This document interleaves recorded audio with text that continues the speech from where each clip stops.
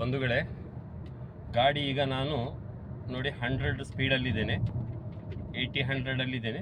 ಈಗ 80ಗೆ ಬಂದೆ. ಓಕೆ, 80ಗೆ ಬಂದೆ. ಇಲ್ಲಿ ನಾನೊಂದು ವಿಶೇಷವಾದ ಒಂದು ಘಟನೆಯನ್ನು ನಿಮಗೆ ಆಗಬಾರ್ದೇ ಇದ್ದ ರೀತಿಯಲ್ಲಿ ನಾನು ನಿಮಗೆ ತೋರಿಸ್ತಾ ಇರ್ತೀನಿ. ನೋಡಿ, ಲಾರಿಗಳಿದೆ, ಬಸ್ಗಳು ಬರ್ತಾ ಇದ್ದಾವೆ. ನೋಡಿ, ಇಲ್ಲಿ ಎದುರಿನಲ್ಲಿ ಒಂದು ಕಾರ್ ಹೋಗ್ತಾ ಇದೆ. ನಮ್ಮ ಕುಮಟಾ ತಾಲೂಕಿನಲ್ಲಿದೆ ಈ ಕಾರು.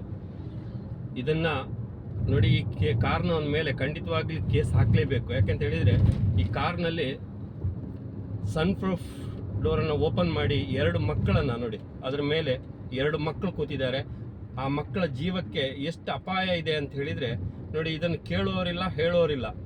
ಇಂಥ ಘಟನೆಗಳನ್ನು ನಾವಾಗಿಯೇ ನಾವು ಮಾಡ್ಕೊಳ್ತೀವಿ ಹೊರತು ನಮ್ಮ ಬೇಜವಾಬ್ದಾರಿಯಿಂದ ಆಗುವಂತಹ ಘಟನೆಗಳು. ಆದರೆ ಇದನ್ನು ತಡೆಯೋದಕ್ಕೆ ಮಾತ್ರ ನಮ್ಮ ಹತ್ರ ಸಾಧ್ಯ ಇಲ್ಲ. ಯಾಕೆಂತ ಹೇಳಿದರೆ ಇದನ್ನು ಕೇಳಲಿಕ್ಕೆ ಹೋದರೆ ನಮಗೆ ಇದರಲ್ಲಿ ನಿಮಗೇನು ಅಂತ ಹೇಳುವಂಥ ಮಾತು ಬರ್ಬೋದು. ನೋಡಿ, ಈ ಕಾರು ಇದು ಕುಮಟಾದಲ್ಲಿ ಹೋಗ್ತಾ ಇದೆ. ಈಗ ಕುಮಟದ ಹತ್ರ ಇದೆ ಇದು. ಬಟ್ ಸರಿಯಲ್ಲ. ನನಗನ್ನಿಸಿದ ರೀತಿಯಲ್ಲಿ ಪೊಲೀಸ್ ಅಧಿಕಾರಿಗಳು, RTOಗಳು ಈ ಬಗ್ಗೆ